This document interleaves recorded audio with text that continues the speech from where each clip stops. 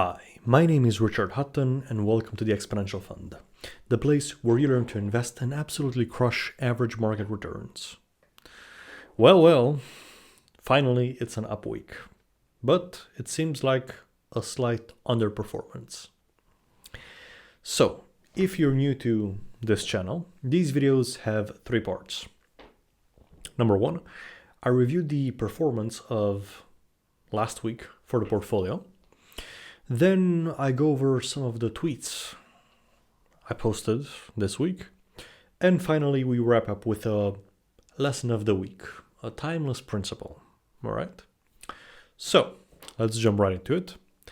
My strategy, the Exponential Fund, was up 5.66% this week, which is, hey, pretty good.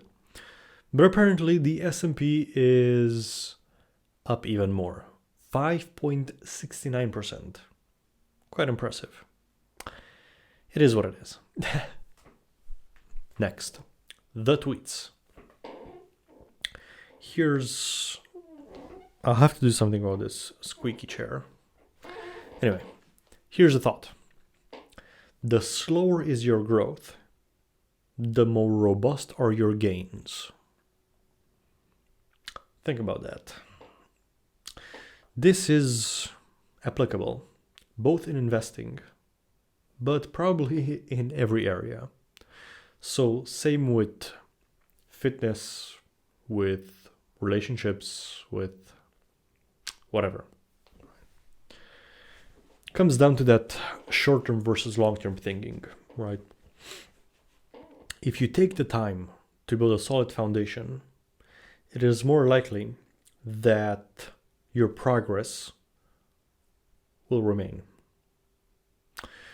Anyway, continuing. So on Monday, I sold some Vertex for a 14% gain in just 3 months. Pretty good. And with the money, I bought more Shopify, which, by the way, is down 80% in the last 6 months. That's fucking crazy. I wonder how long will it take to go back to its previous all-time high. I'm very fucking curious. Now, another thought like that. Even simple things done consistently can lead to great results, right? Again, short-term versus long-term thinking. If you take a small little habit, making your bed, going to the gym, whatever, if you do it for a week, you won't see much difference. But if you do it for a decade, you will be a different person, right? So, next on Tuesday, I said my best performing stock is a mining company from Brazil, and my worst performer is Google. How about that? So, I sold some Val and bought more Google. I'm not gonna say Alphabet. Fuck it, it's Google. Too bad. Too late to change the name. Next, on Wednesday, I sold some Intuit and bought more JD. Nothing crazy. Next, on Thursday, I said my main account, so not the Exponential Fund. This is just the 20 biggest companies that are growing fast, like a nicely diversified portfolio of growth stocks. My main account, which is mostly Tesla calls right now, is up 20%, was up on Thursday. And it only has to go up another 300% to be where it was last month. This, pretty much wraps up the craziness of the market and my risk tolerance. It's a bit much for me as well. I am hodling, but I won't do this again in the future. Once, hopefully, these pay off nicely next year or something. These calls expire on January 2024. With the money, I'll just buy Tesla stock and hold it, stop doing crazy things with leverage or derivatives. Anyway, on Friday, I said, feels good, continued recovery today, bought more Snowflake at $127.98. And another thought, I'm drilling this long-term thinking into your head until you guys understand. If you can't accept a 50% drop, you don't deserve a 200% gain. Think about that. So, for the quick lesson, a timeless principle, is to have a holistic view about the world, right? Do not get stuck seeing things just from one perspective. So, for example, Wall Street analysts are taught a framework of how to analyze a company. That framework, let's say, kind of works most of the time, although not really, because most hedge funds underperform the market, but let's give them the leeway to say that it kind of works sometimes.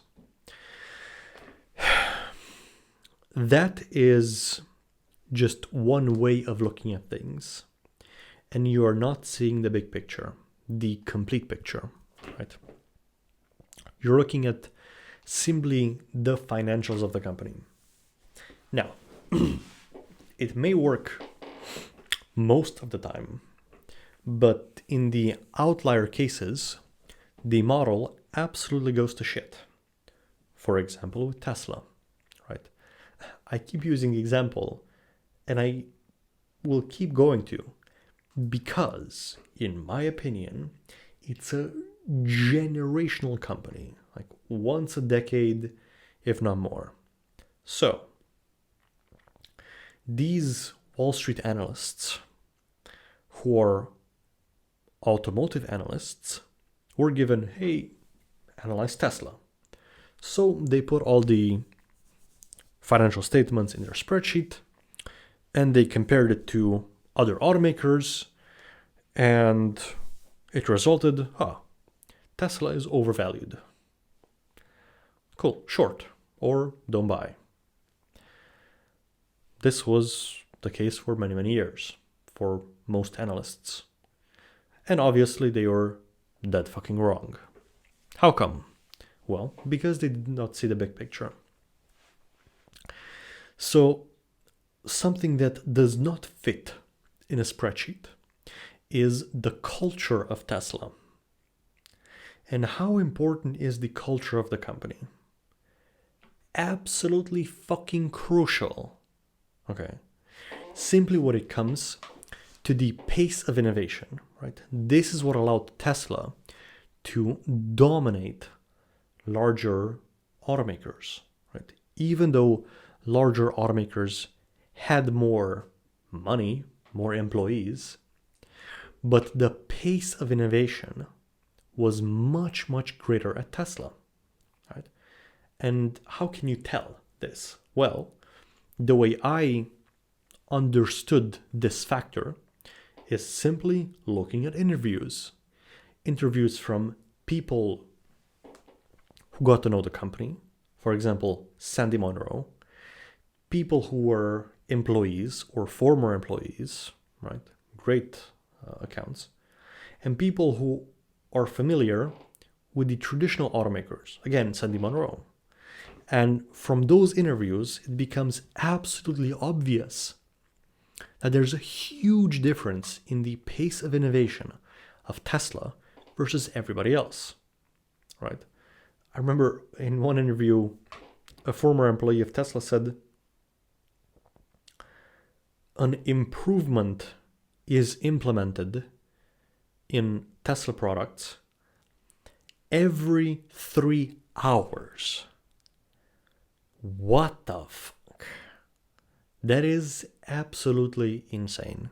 So he said, obviously some projects take just 3 hours to complete from start to finish. Other projects take maybe 3 months, but they are working on so many aspects at the same time that every 3 months something is done and it's changed and the product is improved. That is insane, right? Absolutely insane. So that is why, just my opinion, Tesla is so far ahead of the competition that I know anything can happen, but practically speaking, it is impossible for the competitors to catch up to Tesla. Thus, what is the probability that Tesla will continue to grow their sales and profits a lot? I believe that probability is very, very high. Not 100%, but as close as you can fucking possibly get to 100%. And so that's the low risk part. And because they operate in such large markets, they still have a lot of room to grow. So that's why I'm saying it's a generational buying opportunity. I don't know of any other company that is so large, growing so fast, with such a large competitive advantage and so much room to grow, right? It's almost, what I'm about to say is just my opinion and will sound crazy to most people. It's almost impossible for Tesla to fail, and in the long term, it can go up 1,000 times. So, and I know most people disagree with this, but if I'm right, that is why it's a great opportunity, because most people disagree. Because if most people did agree with this statement, they would have already bought Tesla stock, and Tesla stock would be much at a much higher valuation, so it wouldn't have that much room to grow, right? So I guess we'll see, All right. Essentially, that is it. So see the big picture, consider things from as many angles as possible, right? Don't get stuck. Thank you for watching. That was it for today. If you like this video and would like to see more, I do post every week. So consider subscribing. Also, you can follow me on Twitter at Hutton_Richard. I do post regularly. And see you next time.